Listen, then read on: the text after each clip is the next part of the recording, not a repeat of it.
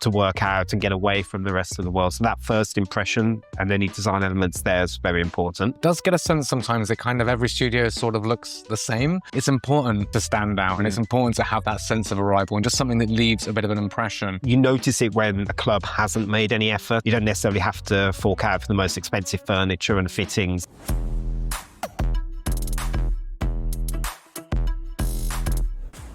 Welcome to the 5-Star Fitness Podcast, which is all about bringing elements from hospitality into the fitness industry so we can build better businesses and help more people. My name is Jack Thomas. I'm one of the co-founders of The Fit Guide, and I'm joined today by Matt Lavender, the other co-founder of The Fit Guide. And today we are talking about the importance of design in a 5-star fitness club or fitness studio. Now, I want to start off with Matt. Yeah, how important is design in creating a 5-star experience?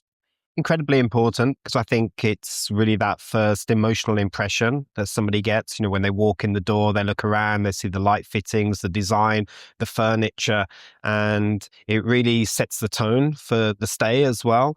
And obviously the best hotels in the world put a lot of time and effort and resources into creating these incredible spaces.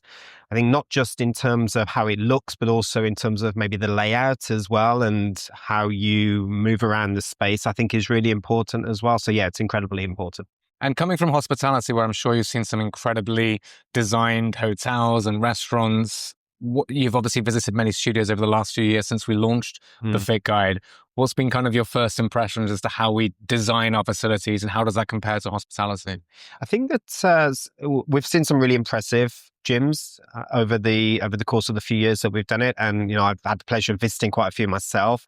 I think in some ways, I feel that there's even more focus on design, perhaps, in a lot of the best ones that we've seen, because maybe it's something to do with the demographic that a lot of gyms are targeting. You know, we sort of live in this social media age where everything needs to be Instagrammable. You know, everyone's taking selfies, and I think the gyms really understand that it's so important that their design is the sort of thing that someone wants to share. And I think that's where social media comes in. So creating spaces that, that everyone wants to put on their feed and show off as well, I think seems to be really important. But yeah, you definitely see that sort of young, funky, cool vibe coming through in the design of the places that we visited. Yeah. And of course, a big part of this podcast and really our project with Fit Guide is to learn from the very best in hospitality and other industries. Which hotels have you been to, or perhaps restaurants as well, where you've really been just blown away by the design? It's really added to that 5-star experience. I think design is interesting because it's quite subjective. So different people will like different places. So I mean, some of the examples I can think of, it might not be everybody's cup of tea, perhaps. But one that sort of stands out for me is Hapana in Miami. So it's a little bit over the top, but it's definitely Instagrammable. I think it's they've got, for example, this huge gold-plated mammoth, which is out in the garden. So as you walk out towards the pool, you've got this a mammoth. It's like an actual original mammoth that they dug up and they gold-plated it. Damien Hirst? It's Damien Hirst. Really? Wow. Exactly. There's actually a couple of Damien Hirst pieces around. There's I think it's a lobster or something like that. But there's a lot of like really sort of like eye-catching, like, wow, what's that? Also, when you walk, before you go into the main reception area, there's this huge hall with these incredible murals, which are really, really eye-catching. It's probably not everybody's cup of tea, but it definitely stands out. It's definitely memorable. And I think it's one of the most shared hotels in the world online as well. So they've really gone for that sort of like, let's put something in here that everybody's going to talk about. And people will go because of that, I'm sure, right? It's almost like an art gallery. Exactly. And I think that, you know, none of this is a replacement for great service and all the things that we've been talking about, but it's definitely important, and it's definitely something that for a lot of people, that's why they may visit certain places, because they want to see that design and they want to share it and sort of show off. So what about for the gyms that perhaps can't afford a Damien Hirst art piece? What are some of the little things that they can do to create impact with the design? Well, I think you've got to balance function over form as well, and, you know, talking about the layout as well. So when you're designing, think about the spaces, do you have sufficient waiting areas? Is it just easy to navigate around? I would say that's first and foremost. But in terms of design, I mean, look, there's loads of ways you can do things without spending a fortune on it. Maybe getting local designers, but really thinking about it and making sure, obviously, it's on brand as well. But you can do a lot of interesting things with lighting, and you don't necessarily have to fork out for the most expensive furniture and fittings. There's lots of ways I think you can do it in a way that's still appealing and still interesting. I think you notice it when a club hasn't made any effort, when you walk in and maybe there's just a sort of, a sort of cardboard sign behind the desk with the name of the gym on the wall. And so it's obvious when a place has made some effort. It doesn't necessarily have to be expensive, I would say, to do that. Yeah. Well, what are some of the standards that we look for around design? We have a few, right? And not just design, but also like flow, which you've mentioned, or like usability. One of them is that there's a sort of sense of place, that there's a good impression when you enter, because that is the first emotional connection that you're going to have. So I know when we walk in, we're looking for something that says I've arrived. So for example, if it was a boxing place, maybe some boxing gloves on the walls we've seen at a couple of clubs, or so, even just a few little murals or designs or paintings or something, lighting, anything that kind of creates that first impression. So that first impression when you walk in, I know a lot of spas really focus on this, because you're trying to walk into a relaxing, comfortable space, and so feeling that you're stepping out of your normal world into somewhere relaxing is important. And so we're kind of looking for something similar in the fitness space as well. You feel like you're walking into an environment where you're there to work out and get away from the rest of the world. So that first impression and any design elements there is very important. I remember sometimes when I've been visiting cities and me and my wife have been going to different studios, it does get a sense sometimes that kind of every studio sort of looks the same, like usually white walls, maybe a few placed logos here and there. And sometimes they have made a bit of an effort to make it look attractive, but have they really given it that sense of arrival or that sense of place? Often not. And I think it's a very good point. You don't need necessarily Damien Hirst. You can work with local artists. You've just got to have a bit of some creativity, put some imagination into it, I think, and you can get something that looks special. And I think if you're in a busy market with a lot of studios, it's important to stand out, and it's important to have that sense of arrival and just something that leaves a bit of an impression. Can you recall any particular clubs or brands in the fitness industry that have done this well? I've got one or two that I can think of. But how about you? Yeah, I think I talked about boxing because I was thinking of BXR, Rumble, I think was another one where, there's lots of memorabilia. I can't remember which one, to be honest, but certainly there's been at least one or two boxing clubs, probably BXR, right? BXR they have a smaller footprint. So they've got a couple of clubs, and they're spectacular. They have got, I think, commissioned artists. Right. They have signed gloves from Anthony Joshua, I believe is involved in the brand in some ways, like a brand ambassador or maybe a partner. So theirs look absolutely spectacular. Rumble, I think, have done a good job of doing it at scale. So they just do more kind of pop culture art, very 90s kind of hip hop vibe.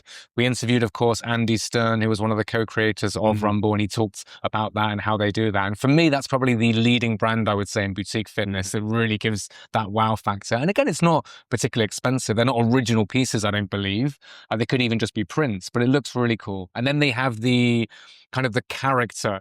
So they have a kangaroo in Australia, in LA. I can't quite recall what they had when we were there, but they've got some kind of red, very distinctive character, which is different in every market, which I thought was really cool. I think that's quite nice when places, they obviously have a brand identity and it's consistent wherever you go, but then there's some sort of element that tells you where you are. It's not quite on the same scale, but I remember the key cards from all of the Park Hyatts in the world.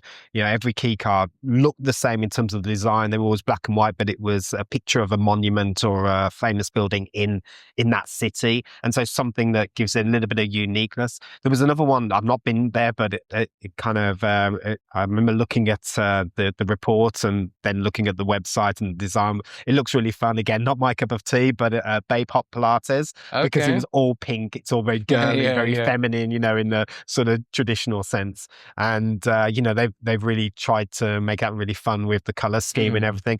And sort of going back to your earlier question, I suppose another one, and maybe you can talk about this, is sort of sensory elements. That's something we look for, isn't it? Not just the design of the furniture and the the more sensory elements. Yeah, I don't think we do a particularly good job about this in the fitness industry. I think we focus more on the visuals. I know this is something where we can definitely learn from hospitality. I have spoken to some brands, and of course there's some, they've scored the standards we have around this about having something else, right? Perhaps like a brand scent, for example, or using lighting. Again, I think there's room for improvement for sure. I actually think from the world of hospitality, we can learn more about this. So yeah, maybe give us a few tips from hospitality and how we can use those other sensory elements. Yeah, so a lot of the big brands will, as you mentioned, have a brand scent, and they spend a lot of time thinking about that as well, really making sure that it's on point and it says something about their brand, whatever it is they're trying to convey. And for those people that sort of travel regularly and go from one place to another, it hits them. Oh yeah, it's that reminder. So it really reinforces the brand. So I know, yeah, all the big brands do that. And I mean, another one, of course, is music, which falls into the design as well. And there were companies out there that's what they do. They curate music playlists for your public spaces. Yeah. And so, that's another sensory element. Spas is a good example because they often use a lot of water features, and Six Senses do this very well, by the way. So you've got water features, you've got sort of botanical elements as well, plants and things. And, all of that adds to the design and the feel, reinforces the brand. I feel there's a lot of areas we can improve in the fitness industry. Music, we typically do quite well. I am, of course, based in Thailand. This is where my gyms are. And one observation that I have as a customer is that hotels in Thailand, I don't think, get this right. You go to like the evening bar and the lighting might be good, but the music's a bit too upbeat. Really it should be trying to sort of bring things down a little bit, maybe create some energy in a way that's not too high energy in kind of an early evening sort of setting. And I just feel like, yeah, some hotels I've noticed can really improve in this area. I think fitness studios, maybe the music were okay, lighting for sure. In terms of going that extra layer and having a brand scent, I think there's really some opportunities to really stand out from the competition. Any kind of final tips in terms of design or, elements around the experience? Just recognize its importance. Think about it right from the start. Obviously, if you're creating a new brand, to look at all of those elements, decide, how does it reinforce the brand? What can you do to make the functional space easy to get around? But also, how much do you want to invest in it? Because it does position your brand, right? If you walk into different hotels, even something simple as, a table in the lobby, depending on the sort of the quality, and, you can kind of tell whether something is high end and expensive. And so do you want to really convey that sense of luxury, or are you okay with a more rustic feel? But whatever you do, make sure it's really well considered, it's thought out, and you put time and effort into thinking about it, because it's super important. Yeah, I love it. That was what I was going to say. Make it purposeful, right? You can actually go quite budget and it can still look quite good. But then sometimes you see clubs and they just put canteen lighting and you're not thinking about it at all, just kind of lights up the space completely. And whilst it might do the job of lighting up the space to work out, it doesn't really give you any extra feel or an extra vibe. But in a busy market, you should think that extra step. How can we really stand out? Being a little bit clever, a little bit purposeful, and I think you can do it. Yeah, purposeful or thoughtful. You want to go into the space and feel, okay, somebody's thought about this. There's been a thought process behind it. That says a lot, I think. Yeah, absolutely. Okay, well, I hope that has helped. I hope that's given you some ideas for things that you can do in your club, in your gym, to really stand out from a design perspective. Thank you for listening to the 5-Star Fitness Podcast, and we'll see you on the next episode.